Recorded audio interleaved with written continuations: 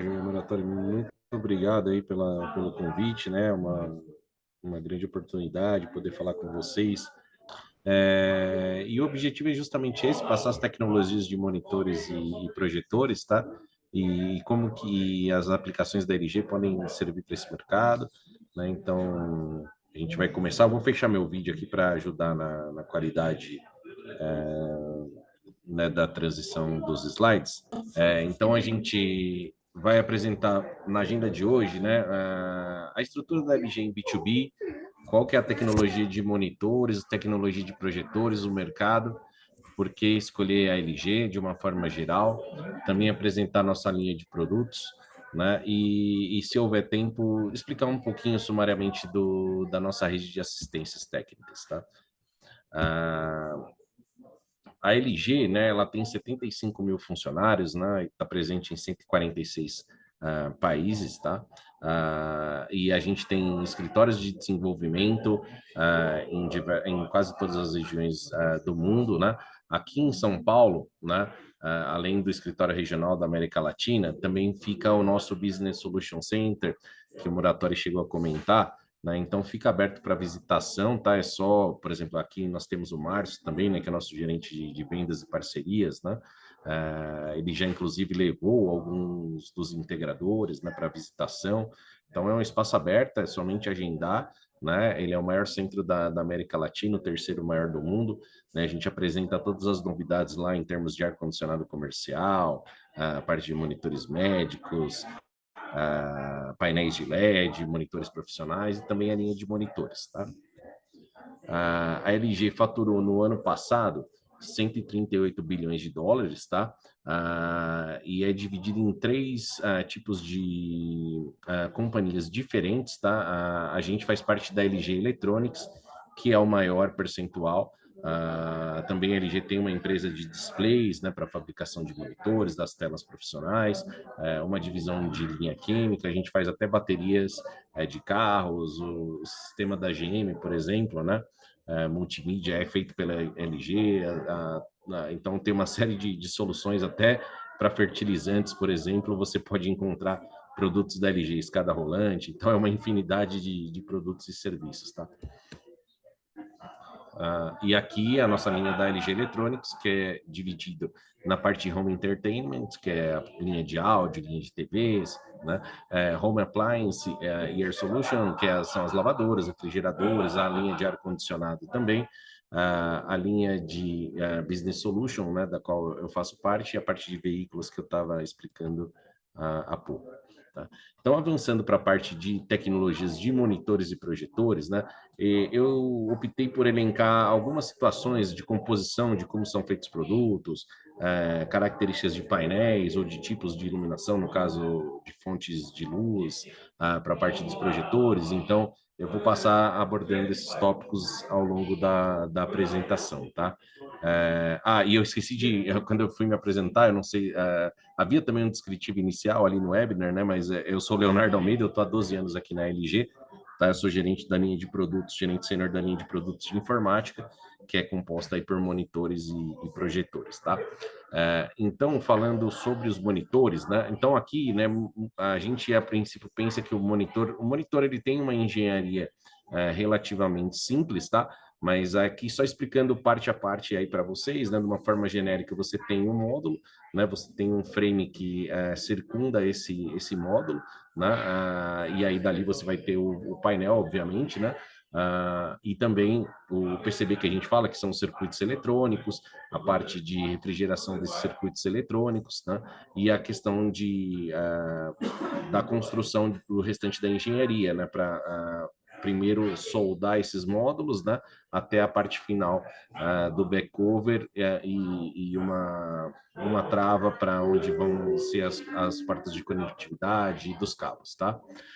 E isso aqui na parte da base, né, que aí você tem uma parte mais mecânica, que vai permitir os ajustes de ergonomia necessários para o monitor e encaixe entre a cabeça do monitor, né, assim, uma forma bem rude dizendo, e a haste, a base do monitor. Uma questão importante para a tecnologia de monitores é o que o painel IPS pode propiciar, tá? Eu vou explicar no próximo slide os tipos de painéis, mas aqui a gente tem uma grande vantagem do painel IPS, né, que é um painel com a tecnologia de cores superior em relação à média do mercado, é o ângulo de visão. Então, vocês provavelmente já tiveram alguma experiência que ou no notebook ou na tela de algum dos monitores e tal, vocês enfrentaram alguma dificuldade quando vocês lateralizam a visão. Então, no painel IPS, você tem esse ângulo de 178 graus, ou seja, de qualquer ângulo, praticamente de qualquer ângulo de visão que você estiver submetido, você vai conseguir enxergar as cores com a mesma precisão, tá? E aí, já explicando por que o IPS consegue prover esse ângulo de visão, né? A gente tem, sumariamente até então, tinham 3 tipos de painéis. Primeiro é o TN, né? O TN, ele movimenta os pixels de uma forma livre. Então, o que acontece? Ele, no geral, até então, né? Isso quando ele foi criado, ele era o painel de tempo de resposta mais rápido, né? Propiciava um contraste em níveis ok, só que em termos de precisão de cores, justamente por ele colocar os pixels de uma forma muito livre, ele não permitia um alinhamento preciso, né? E também perdia em qualidade de cores e ângulo de visão. O painel VA, né, a LG tem tanto o painel TN como VA, como IPS, a maior parte da linha da LG é composta pelo painel IPS, tá? Apenas um modelo em TN, poucos modelos em painel VA. O painel VA, ele propicia até uma qualidade de cores impressionante também, né, e com brilhos, níveis de brilho eventualmente até superiores ao IPS, só que o VA, ele tem o alinhamento dos pixels, ele ocorre de forma vertical, né? Então, o que acontece? Quando você está com a visão centralizada, o VA ele tem uma boa qualidade, né? Só que quando você vai para os lados, então você distorce essa qualidade. Então, em painéis que precisam de maior precisão, você vai perder um pouco dessa acuracidade das cores, tá? E aí, quando você vem para o IPS, ele permite essa linearidade maior. Então, ele não, eventualmente não vai atingir o topo de contraste, o topo de brilho, né? Mas ele vai permitir a melhor experiência visual, a mais confortável experiência visual e com a maior uniformidade de cores ao longo da dispersão do ângulo da tela, tá? E agora, recentemente, né, chegou na linha de monitores a mesma tecnologia das TVs, né, de painéis OLED, né, agora, que antes presentes na linha de TVs, agora presentes na linha de monitores também, né? E aí, basicamente, a grande diferença, né, para o painel OLED, ele vai ter, né, assim, talvez vocês já tenham tido algum contato, alguma experiência, mas ele vai propiciar principalmente a questão de contraste e o preto, que a gente fala o preto puro, né? Por quê? Porque o pixel, ele só vai ser iluminado, né? Então, os monitores, né, também já explicando um pouco rapidamente sobre isso, né? Os monitores são compostos de uma série de pixels, né, que vão determinar também a quantidade de pixels, vai determinar a resolução dos monitores, se vai ser HD, Full HD, Quad HD ou 2K, 4K, etc. Cada pixel é composto de subpixels nas cores RGB, né? Só que e aí, obviamente, os monitores são iluminados por LED, né? Então os caras falam, o monitor, né? Isso também é uma dúvida que às vezes o pessoal aborda, é de LCD ou de LED? Não, a iluminação, o painel é de LCD, o painel é de cristal líquido, mas a iluminação desse painel é de LED. Tá? Então isso é uma dúvida recorrente que costuma ocorrer. No painel OLED, o que acontece, né? Nos outros painéis sempre há a iluminação constante. Então isso permite níveis de cores ok estáveis e de acordo com a resolução do monitor, né? Só que na transição entre cores e áreas cinzas ou áreas mais escuras, então você percebe até um nível acinzentado, às vezes passando na transição tanto de monitores como de TV.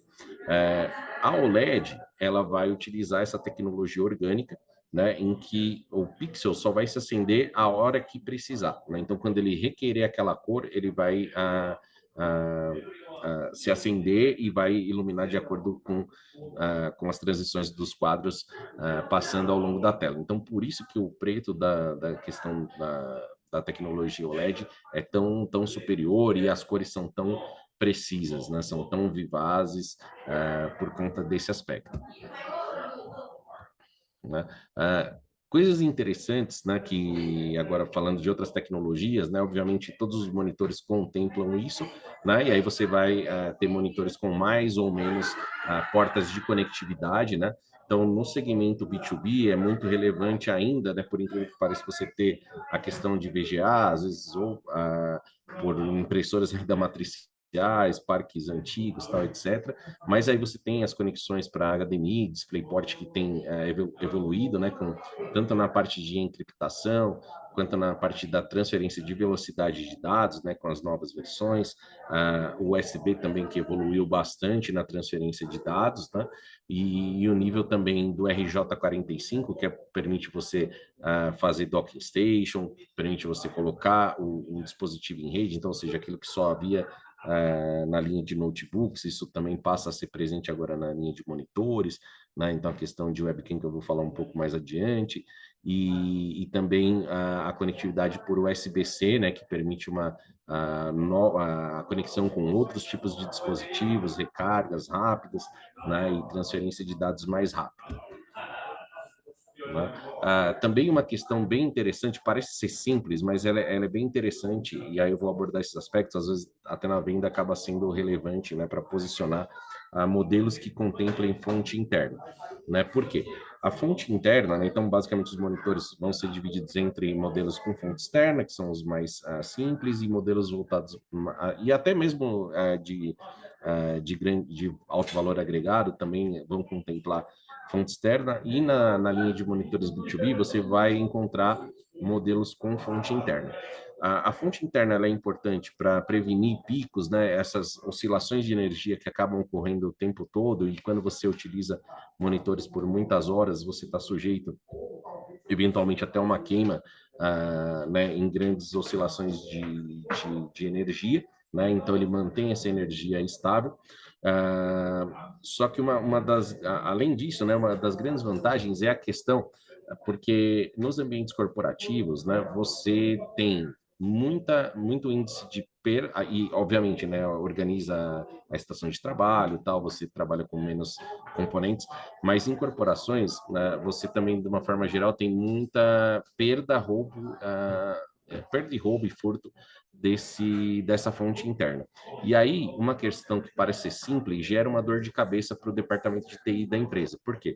Porque quando a fonte é externa, você precisa inventariar, muitas vezes tem empresas que inventariam o ativo fixo do componente principal e dos acessórios.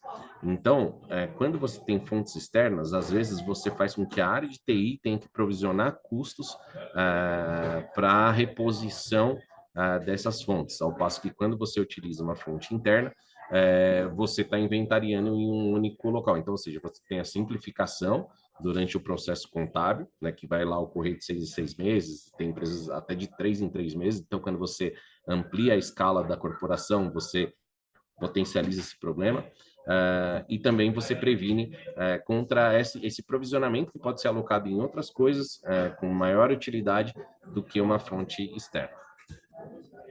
A questão de ergonomia, tá? Ela também é muito relevante, né? Porque vai permitir ao colaborador, a quem está trabalhando, trabalhar em múltiplos aspectos de uma forma mais confortável, permite a questão do coworking, então, nos novos escritórios, né, com áreas de trabalhos reduzidas, espaços de coworking, então, mais pessoas trabalhando em conjunto, né, a ergonomia se faz mais necessária, né? Então, a gente tem um modelo na nossa linha que ele tem todos os tipos de ajuste, né? Então, ele tem extensão, tem retração, inclinação, rotação lateral, pivô, que é transformar o monitor na vertical, né? Também ampliando esses aspectos de ergonomia, né? Quando você trabalha com escritórios que trabalham muito com, por exemplo, escritórios de advocacia, né, ou mesmo entidades governamentais relacionadas à justiça, né, que precisam colocar a leitura de documentos como prioridade. Então, você tem um monitor na vertical, te facilita o uso para diagramação de conteúdos, porque é o mesmo ambiente de web também para utilização. Então, você ganha nesse aspecto e também você ganha na questão de que por vezes, né, você tem afastamentos e até processos trabalhistas, porque a empresa, no caso, não pôde prover um melhor equipamento ergonômico ou o equipamento ergonômico mais adequado para o uso no escritório. Então, quando você tem isso disposto, né, você pode até prevenir, assim, você melhora o conforto, melhora a produtividade do seu funcionário, né, porque ele vai estar trabalhando na estrutura mais adequada e também você até previne a sua empresa de futuros processos, porque você, de fato, estabeleceu um melhor componente, né, nos padrões de ergonomia para que os funcionários trabalhassem, né, e isso permite com que os funcionários também alcancem maior produtividade. Um outro dado interessante que os monitores evoluíram é a questão do controle de configurações, tá? Então, geralmente, né, isso a LG também mantém esse controle através do joystick, por exemplo, né? Mas você tem agora a possibilidade de o joystick, eu falo para acessar as configurações de brilho, volume, característica do brilho, tempo de resposta, uma série de coisas. E agora você também, com alguns softwares, né, quando está embarcado ou mesmo baixando em plataformas acessórias, né, então da LG você baixa nas nossas plataformas que vão vir agora nos monitores do próximo ano, e a gente tem o Switch LG, então com o Switch LG você já pode pré-configurar a forma que você quer trabalhar a sua divisão de telas, colocar os aplicativos de web conference também, então ele vai permitindo uma série de atalhos e facilitações para você aumentar a sua produtividade no dia a dia. Uma outra questão que também tem chegado aos monitores, né, na LG a gente tem uma parte de Common Line Interface, né, o CLI, então com isso você pode fazer até gerenciamento remoto, né, ou seja, de fazer com que todos os monitores, né, obviamente, eventualmente uma área vai ter uma característica de configuração um pouco diferente da outra, né, por exigir mais cores, por exemplo, etc. Outras vão precisar de um controle de brilho e contraste melhor. Então, você pode fazer atualizações de firmware diretamente da central, né, por gerenciamento remoto, para uma série de monitores que contemplem essa versão. Tá? Então, isso chega no princípio do ano que vem também, em termos de novas tecnologias para os monitores da LG. Na questão de videoconferência, né, então a gente vem com uma linha de monitores webcam agora para o final desse ano. O webcam é importante, né, então vai abordar tanto aspectos da resolução da câmera, que integrada ao monitor, né, que também faz uma diferença, principalmente quando você trabalha em duas estações de trabalho. Você tem a possibilidade, né, de aumentar a privacidade com a webcam retrátil, né? E agora também tem sido muito requerida a questão tanto do infrared, né, o infravermelho, e compatibilidade com Windows Hello, né, que as nossas câmeras também apresentam, e também os alto-falantes embutidos, eles maximizam a experiência de áudio para os nossos consumidores e usuários dos monitores LG. Desculpa, eu passei um slide a mais aqui. Uma outra questão relacionada à produtividade também está muito ligada com o conforto visual, né?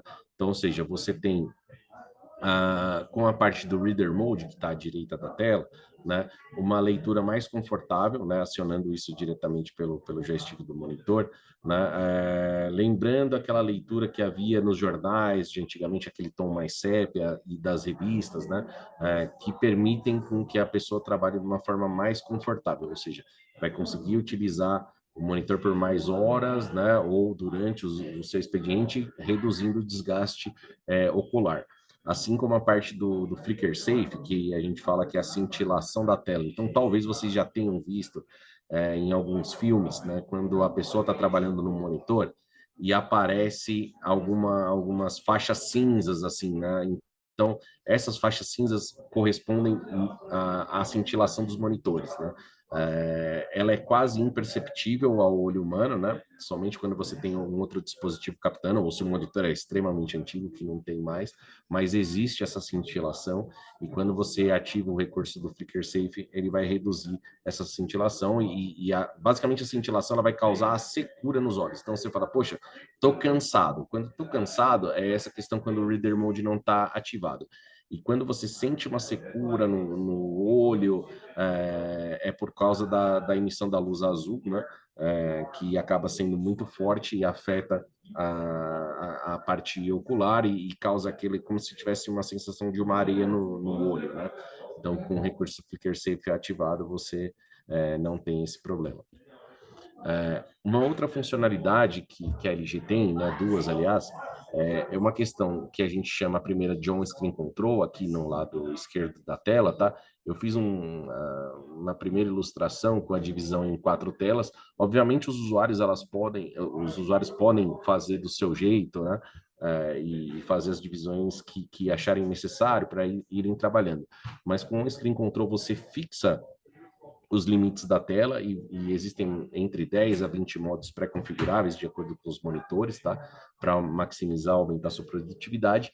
E o Dual Controller, ele dá uma situação interessante, que, ou seja, quando você está conectado em um monitor que tem Dual Controller, e você tem ou um desktop e um notebook trabalhando ao mesmo tempo, você consegue eleger qual que vai ser o seu computador principal para exibir aquele conteúdo e controlar as ações da tela, embora você consiga também fazer esse switch, essa troca, como se fosse uma troca de HDMI, por exemplo, sabe?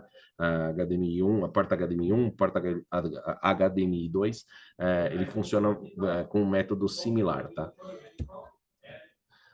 Uma outra parte que é relevante também, que a gente tem em alguns dos nossos monitores, é o PBP e o KVM, tá? O PBP e também tem o PIP aqui que eu esqueci de mencionar, né? Então, assim, o PIP, né, já aproveitando para falar, ele é o Picture in Picture, né? Então, ou seja, vai haver uma tela que vai corresponder à grande maioria, a representatividade do que está sendo exibido na tela, vai haver um segundo quadrinho geralmente passando algum conteúdo tal, que é o PIP, é o segundo conteúdo dentro da tela. No PBP, que a gente fala, é o Picture by Picture. Então, o que vai mudar? Então, você pode ter 2 dispositivos simultaneamente sendo exibidos na tela do monitor, tá? E quando existe o KVM integrado, o KVM, ele vai ser o Keyboard, Video and Mouse, tá? Então, ele vai fazer com que o seu controle do mouse e do teclado, né, fique naquele monitor integrado e você pode colocar na tela de cima e assumir aquele comando, ou seja, com um único mouse e teclado você pode controlar tanto o dispositivo 1 como o dispositivo 2, tá? Então essa é uma tecnologia bem interessante. E quando você tem o PBP vindo de uma única fonte, então você acaba potencializando o uso do seu computador para praticamente 3 telas, dependendo do dispositivo, porque você vai, no caso do Ergo Monitor aqui que eu estava comentando, né? Então você pode exibir 3 conteúdos diferentes, né? Um vindo do seu Note, mais 2 na tela do monitor, então você maximiza muito a produtividade. A gente também tem uma questão agora, né, de novos lançamentos, que são monitores smart, né? E o monitor Smart, o que é legal? Porque você consegue acessar a mesma plataforma WebOS que a gente tem das TVs, por exemplo, né? Então assistir o YouTube, mesmo usando para trabalhar, no caso, né? E outros aplicativos de streaming, né? Você consegue, né? Obviamente que ele não tem uma memória tão avançada e armazenamento tão avançado, mas você consegue acessar por cloud, né? Então, tanto o Google Docs, né? E consegue também, a partir do Office, né? Com o Microsoft, por exemplo, você, seja na licença estudantil ou na licença profissional, você consegue conectar os conteúdos sem necessariamente utilizar o PC. Então, a gente sabe que gradativamente os recursos em nuvem eles têm aumentado e também permite você espelhar conteúdos, né, do seu celular, seja iOS ou Android, você consegue colocar a partir do Smart Monitor, tá? Então acaba sendo um monitor bem completo. E um outro aspecto também super relevante, ele diz respeito à questão do campo visual e da curvatura, tá? Então, a curvatura, ele vai permitir, né, um ângulo de visão mais imersivo, né? Então, a gente tem uma visão periférica, então ele vai aumentar um pouco o alcance da visão periférica, e, e aí as curvaturas vão variar ali de 1800R, que é uma curvatura um pouco mais leve, como esse caso aqui da imagem, até 800R, que aí já é uma curvatura bem imersiva para te colocar no centro mesmo e aumentar, potencializar muito a sua visão periférica. Quando você tem modelos ultra-wide, né, então mais de 85% dos modelos vendidos ultra-wide no mercado brasileiro são da LG, você ganha já de cara 30% a mais do campo de visão. Então, isso te propicia um aumento de produtividade muito grande. Então, só para dar um exemplo, né? O Goldman Sachs, que é uma das maiores empresas de investimento do mundo, né? Ele adotou a solução de monitores ultra-wide da LG para todas as subsidiárias deles, né? Então, porque eles sabem que o trader está lá funcionando, ele precisa operar, ver o mercado e consolidar as transações que ele está fazendo tudo ao mesmo tempo. Então, precisa rodar num ambiente rápido e de alta produtividade. Então, por isso que os monitores ultra-wide têm sido escolhidos aí para o ambiente corporativo. Passando agora para... Tudo bem até aqui, pessoal? Pode ir tocando aí, Leonardo. Depois, no final, se o pessoal tiver dúvida, a gente faz um tá, joia. bate-papo. De tempo, eu tenho até 7 horas? Mais ou menos, isso, pode seguir. Tá bom, Tá? maravilha. Eu acredito que até 7 horas consigo finalizar tudo, tá? Peço desculpas aí se excedeu um pouco do tempo previsto. Comentando sobre a parte de projetores agora, da tecnologia de projetores, né? Então, o que acontece? A projeção, assim, é legal até essa foto em preto e branco, né?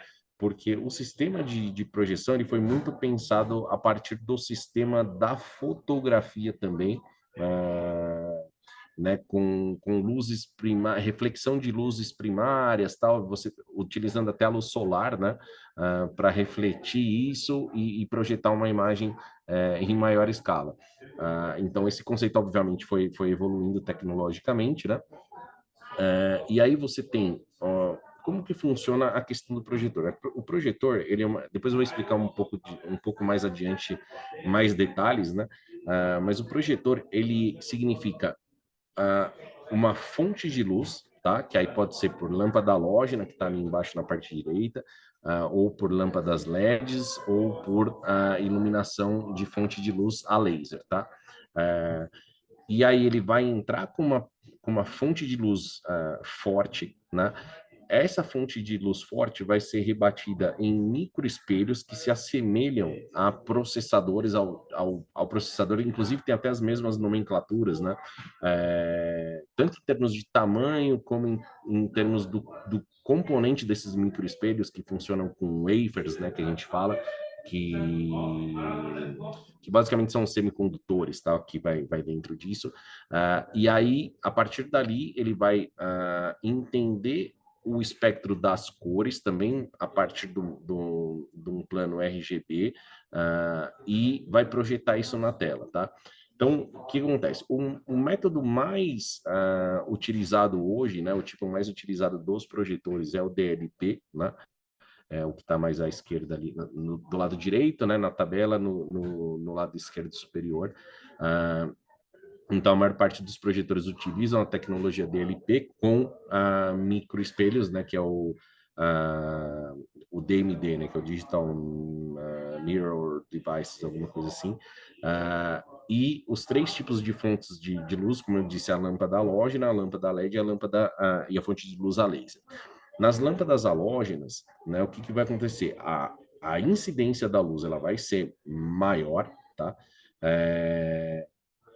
Só que ela vai contemplar um desgaste mais rápido e mais agudo ao longo do tempo, tá? Então, isso faz com que a vida útil das lâmpadas halógenas, elas sejam menores em comparação às lâmpadas LED ou a fonte de luz a laser, né, mas ela consegue um alto brilho no princípio. Então, por isso que quando as pessoas geralmente compram projetores de lâmpadas tradicionais, o princípio de uso do projetor é fantástico.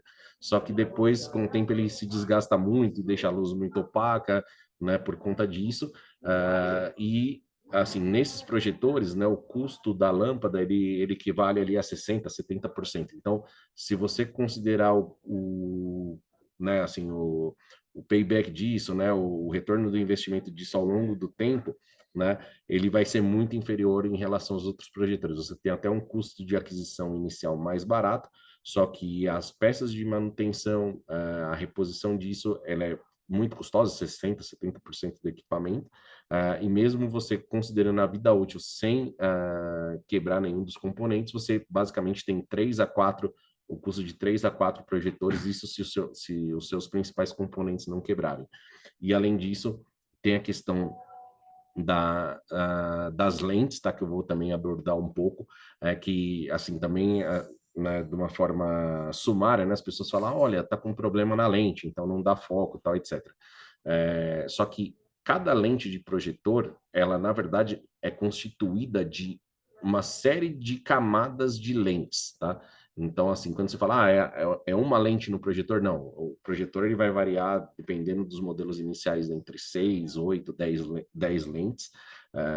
Obviamente, a gente só enxerga a olho humano uma das lentes, mas tem 6 a 8 a 10 lentes nos modelos iniciais, né? Às vezes 4. E você vai encontrar com modelos de 30, 40 lentes, né? Obviamente, isso eleva o custo dos projetores e também das tecnologias que eu também vou abordar. Na lâmpada LED, né, que veio agora, e boa parte dos projetores tem migrado para o conceito de lâmpada LED, então você também tem o mesmo conceito, assim, nessa parte é bom até fazer analogia com as lâmpadas de casa, né, então, ou seja, você também consegue ter uma fonte de luz constante, né, você aumenta um pouco a precisão do raio que isso vai ser exposto ou projetado, aumenta a economia, né, e também consegue, em caso de quebra também, você tem né, o custo da reposição ele é um pouco mais barato, além da vida útil ser maior. E na questão do laser, você eleva também a capacidade da iluminação, né, ou seja, da projeção, né, do brilho dessa projeção em relação à lâmpada de LED. Então, esse é o principal déficit entre o LED e o halógeno. O laser, você consegue elevar um pouco isso, mantendo a durabilidade e aumentando muito mais a precisão das cores, porque o laser ele é muito mais concentrado do que a lâmpada LED, e com relação à lâmpada halógena não tem nem comparação.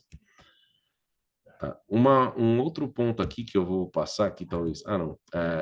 Assim, isso aqui era o que eu estava comentando, né? Então, ou seja, você tem uma fonte de luz inicial, então ali está explicando mais no quadro direito do slide, né? Então, imagina isso funcionando constantemente, tá? Que é uma imagem mais estática, né? Mas você tem uma fonte de luz. Essa fonte de luz passa por esse color wheel ou colorímetro, né, que a gente fala, e também pela parte de fósforo, né, que vai graduar o índice da luz, e à medida que isso ele vai interpretando, né, a fonte de luz vermelha, a fonte de luz verde, a fonte de luz azul, isso vai sendo rebatido nos microespelhos ou os micropêneis ali, e aí depois ele joga isso para a questão da projeção final do produto, tá? Então é mais ou menos assim que funciona. Aqui estão os diferentes tipos, né? Mas aí, como eu comentei, o principal tipo do mercado é o DMD, né? Que está aqui na parte direita. E aqui isso ilustra bem, tá? Então, aqui você tem esses microprocessadores, até a forma de como é, né? O microespelho, ele se assemelha muito aos processadores.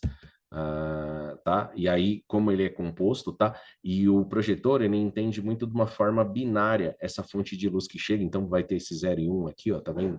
Que ele vai sincronizando, obviamente, isso de uma forma dinâmica, né? Que é o primeiro filtro antes das entradas e dos filtros das cores, né? E aí, com base nisso, tá vendo? Então, a fonte de luz, ela vem de uma forma difusa, de uma série de lados, né? E ao mesmo tempo, ele converte isso, né? Ou seja, vem a fonte da luz, né? Os microespelhos, eles entendem da forma binária e o filtro das cores, né? Das primárias, para graduar a absorção da luz e fazer a projeção. Então, por isso que é como se fosse a luz do projetor, ele acaba sendo difusa, porque entra uma luz muito forte, só que nesse processo de entendimento das cores, então ele faz uma série de rebatimentos a partir desses microespelhos. Aí faltou um vídeo aqui para mostrar para vocês. Isso aqui é bem legal também.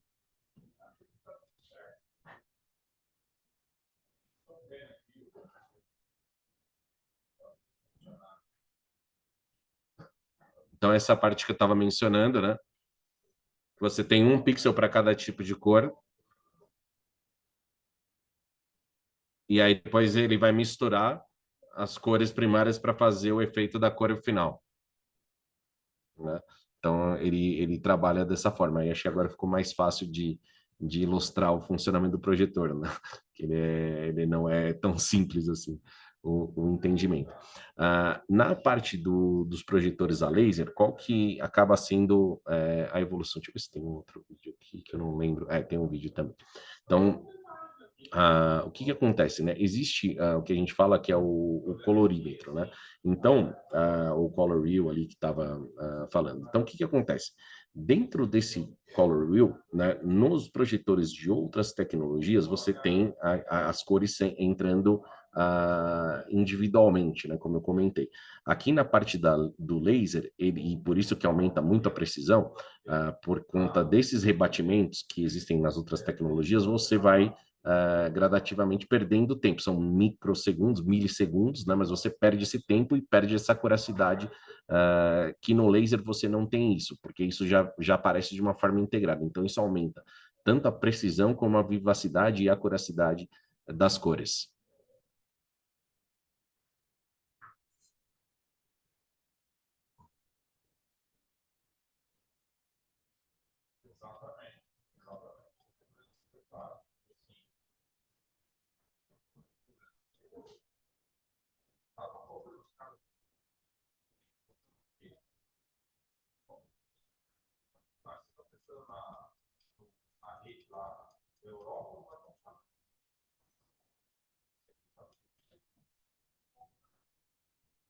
Então, com isso, você consegue essa acuracidade, essa vivacidade, porque o colorímetro está sempre funcionando e você evita esses micro rebatimentos dos espelhos. Aí a questão de horas, né, e que eu já tinha comentado. Então, se você chegar e utilizar no ambiente corporativo, né, os projetores laser e LED, na verdade, você pode, em 8 horas, usando constantemente o projetor, né, atingir 7 anos, ok, que a gente entra em questões de garantia que são providas, né, pelos fabricantes, de uma forma geral, 1 ano, né, às vezes em planos corporativos com extensão de garantia, mas a gente projeta a vida útil do projetor para um tempo muito maior graças a essas novas tecnologias, tá?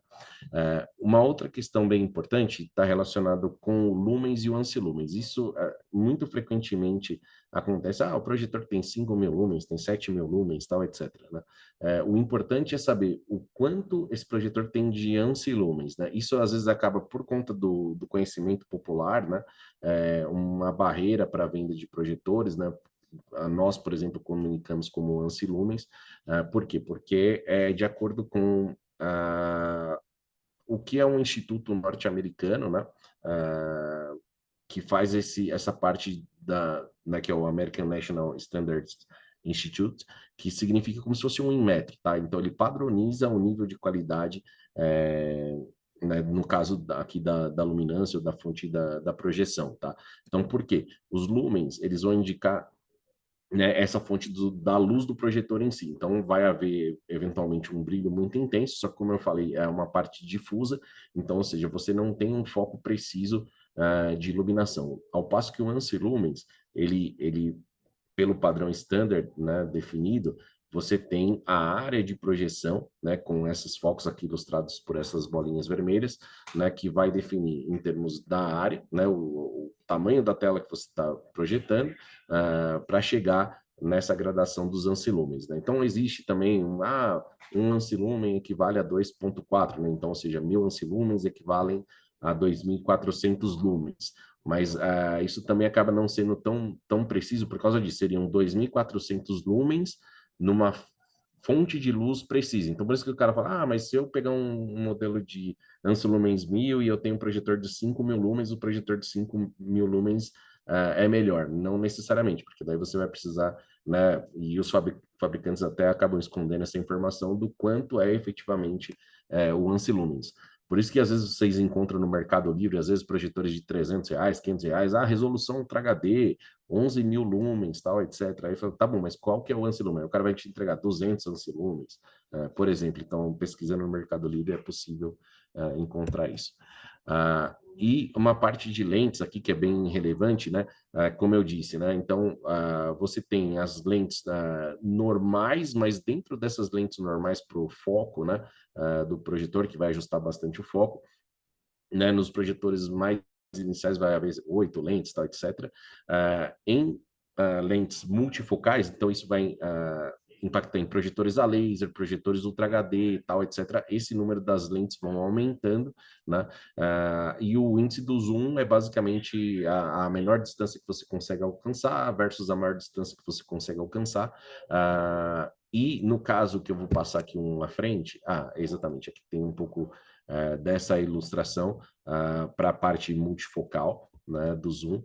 E aqui, né, também já explicando um pouco da tecnologia de ultra curta distância. Como é que é possível fazer um projetor de ultra curta distância, tá? Então, o que acontece? Aqui você insere muito mais lentes multifocais, né? Então, é como se você tivesse uma série de lentes transitions ali, né, funcionando dentro do projetor, então graduando a questão do alcance da polegada em curta distância. Então, ou seja, por isso que quando você movimenta os nossos projetores ali, às vezes, 5, 10 centímetros da parede vai projetar 40, 60 polegadas, e a 30 centímetros da parede vai projetar 150 polegadas, por exemplo, né? 130, 150 polegadas, isso recomendado pela LG, e nos testes que as pessoas fazem, dá até uma polegada maior, mantendo a projeção estável, né? Mas é por conta disso, é por causa do número das lentes autoajustáveis, só que por conta disso também é uma tecnologia que encarece o custo dos projetores, tá? Avançando para a linha de produtos, né? Então, a LG em Haiti, nós somos líderes de mercado em monitores, né? Nós temos tecnologia de ponta em projetores, a gente tem uma linha de monitores médicos importado, né? A partir de um distribuidor especializado, mas que revende isso para integradores, né? Desde que sejam especializados. E também a gente começou agora, né? Mas mais numa parte importada, ainda de uma forma tímida, com os cloud devices também. Somente para passar uma projeção de mercado para vocês, tá? Porque muitas vezes as pessoas se espantam com o tamanho do mercado, né? Então, o mercado de monitores esperado para esse ano é de 3,5 milhões de unidades, tá? Então, é muita coisa, são muitos monitores sendo vendidos, então isso gera novas oportunidades de negócios. A LG tem 24% na venda aos canais, né? Que a gente fala que é a venda sell-in.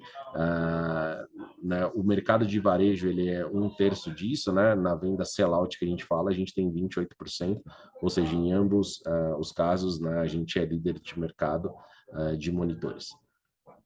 Né? As vantagens para escolher LG, né, são a força da nossa marca, né? A gente é líder de mercado, como eu comentei. A gente investe muito na questão de inovação e confiabilidade de produto, aí eu pude mostrar ao longo da apresentação um pouco disso. A gente tem produção local na nossa fábrica em Manaus e o abastecimento recorrente, né? Então, às vezes, se reclama um pouco da falta, né, de produtos no mercado, a gente consegue fazer isso. Em projetores, a gente quer elevar para o mesmo patamar, né? A gente adotar essa mesma premissa, né? A gente também pode ofertar essas receitas em ofertas complementares, né? Obviamente, com integração, né? Vocês têm o core da sua receita baseada no serviço, mas também vocês podem aportar com os nossos monitores, os nossos projetores, né? E a gente, no geral, tem bastante longevidade na relação comercial com com os parceiros de negócio de uma forma geral. Aqui eu vou colocar, antes de finalizar, né, os monitores, tá? Então, assim, o ultrawide, comentei, né, que a gente tem essa parte de 30% a mais no ângulo de visão, né? Falei do Goldman Sachs, e aqui alguns tipos de aplicação que você pode usar no trabalho, pode usar para videoconferência, compartilhamento de informações, análise de dados. Os monitores Ergo que eu comentei, então um outro caso bem interessante, né? Então, além dessas questões, você também trabalha com edição de fotos, edição de vídeos, análise de dados, como eu comentei, dos conteúdos, né? Para diagramação, etc.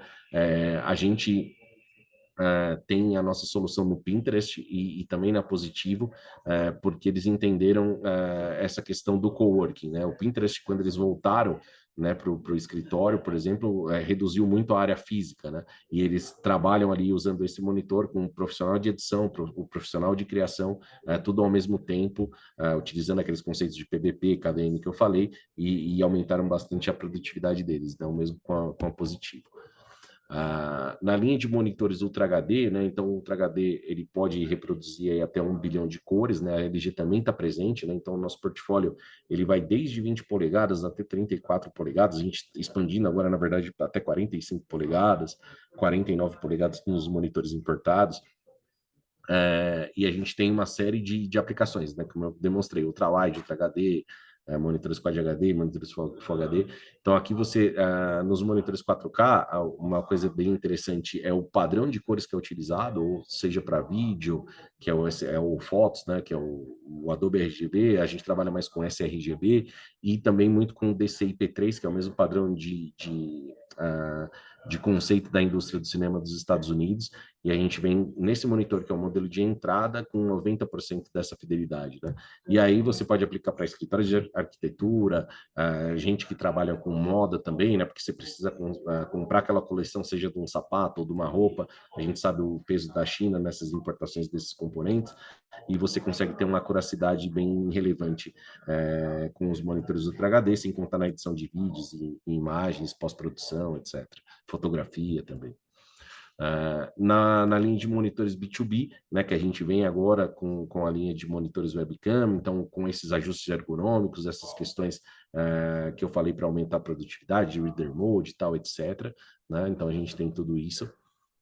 Na nossa linha de monitores médicos, né, que aqui só explicando bem sumariamente, né, a gente tem a linha de raio-x digital, então, ou seja, não precisa mais daquela placa, daquele filme, né, então isso vem de uma forma eletrônica, com baixos índices de radiação, integrado com um sistema que a gente chama de PACS, né, do hospital, que é o Picture Archiving Computing System, e aí você tem também os monitores de diagnóstico, ou seja, para realçar contrastes e tumores, né? Então, os principais laboratórios de diagnósticos, que são o DAS e o Fleury, né? Em termos de receita, operam com os nossos monitores já hoje, e também os monitores cirúrgicos, né? Os monitores cirúrgicos, para vocês terem uma ideia, eles são herméticos para evitar qualquer tipo de infecção hospitalar, né? A gente sabe que é um ambiente de alta complexidade, então se dá algum problema, então a LG no período de garantia ela troca esse monitor, ela não faz nenhum reparo nos monitores cirúrgicos. E o monitor cirúrgico, ele vai... e só antes do monitor diagnóstico, uma coisa muito importante que é o padrão DICOM, que a gente fala, que ele vai acentuar essa questão do contraste no grau médico, né? Ou seja, para justamente o médico ter a confiabilidade da precisão do diagnóstico que ele for dar. E no monitor cirúrgico se acentua muito a questão, aquele padrão de cor que eu comentei há pouco no Ultra HD, do sRGB, então isso é elevado a uma potência de 135%, 150% de fidelidade, de acordo com o modelo, para realçar os tons de coloridos, de vermelho, né? A gente sabe, durante a cirurgia você tem o foco de sangue, que é muito iminente, você tem artérias, você tem né, as feridas ali que precisam ser suturadas, então por isso o realce do vermelho é tão importante para o médico conseguir distinguir. E a gente está presente nos principais hospitais referências, Hospital Albert Einstein, Sírio-Libanês, Hospital do Câncer de Barretos, né? Então a gente tem uma presença bem relevante, a gente já atingiu a liderança também de monitores cirúrgicos, tá? E por fim, para falar de projetores, né? A gente tem uma linha voltada a projetores, né? Que tem projetor de ultra curta distância, que eu falei um pouco da tecnologia atrás. Esse modelo é muito relevante, que é o modelo BU50, 53RG. Depois eu também passei uma planilha ali em Excel também para compartilhar com vocês, né, que tem todas as especificações de projetores, né, né, para vocês nos acionarem depois, posteriormente. Mas o projetor, além desse projetor ter essa questão do multifoco que eu falei, de uma forma muito fácil, projetar até 300 polegadas, né? Tem a questão do padrão Daikin, então, ou seja, é um projetor que pode ser, inclusive, utilizado na área médica, e ele também vem com a tecnologia laser, com essa precisão, garantindo essa durabilidade de produtos. Então, às vezes vocês estão fazendo, embora a nossa garantia seja lá de 1 ano, né, de fabricante, mas a gente projeta a vida útil do projetor para frente, como eu comentei, e vocês às vezes fazem uma demanda de serviços anuais ou multianuais, né, plurianuais, e aí vocês podem também já fazerem uma conta desse custo total do projeto que vocês forem integrar, tá? Então é isso, com isso eu encerro aqui minha apresentação. Só vou passar um slide bem rapidinho do service, né? Só para fechar em 2 minutinhos, também porque às vezes você compra e tem essa questão de atendimento, tá? Então, o service, né? A gente oferece 1 ano de garantia em monitores, tá? Nos monitores profissionais, são os painéis de LED 2 anos, e nos monitores Signage para visual 3 anos, tá? A gente, em Haiti, a gente tem 200 centros de assistências, tá? Estão espalhados pelo Brasil, né? A gente tem a central de relacionamento com o nosso cliente em Taubaté, são 350 funcionários, se eu não me engano, que trabalham lá. E a gente tem um estoque de peças muito grande, são 3.000 metros quadrados em Taubaté, para justamente suprir eventuais necessidades de peças. E na linha de monitores e projetores, o nosso RMA é muito baixo. Então, em projetores, o RMA médio é cerca de 8% no mercado, 8 a 9%. A LG tem 3,5%, 4%. Histórico, eu trabalho na LG há 12 anos, e na linha de monitores, a média do mercado é de 3 a 4%, isso dos monitores de primeira linha, né, das marcas mais consolidadas. O índice da LG histórico, ele flutua ali entre 1,1, 1,4, 1,5, tem modelos inferiores a esse índice de retorno durante o período da garantia. Então, é uma marca muito confiável para se trabalhar, então a gente sempre enaltece essa questão. E uma vez que o cliente ele passa a ter contrato recorrente com a LG e tudo mais, porque às vezes os integradores eles compram de distribuidores, não de revendas, mas caso eles tenham um contrato firmado conosco, né, para compras diretas, de acordo, obviamente, com o tamanho do integrador, ele também passa a ter um canal exclusivo de atendimento para justamente resolver essas pendências técnicas, tá? Então, essa é uma outra comodidade que a LG oferece aos clientes. Ok? Então é isso, pessoal. Muito obrigado pelo tempo de vocês. Fico à disposição.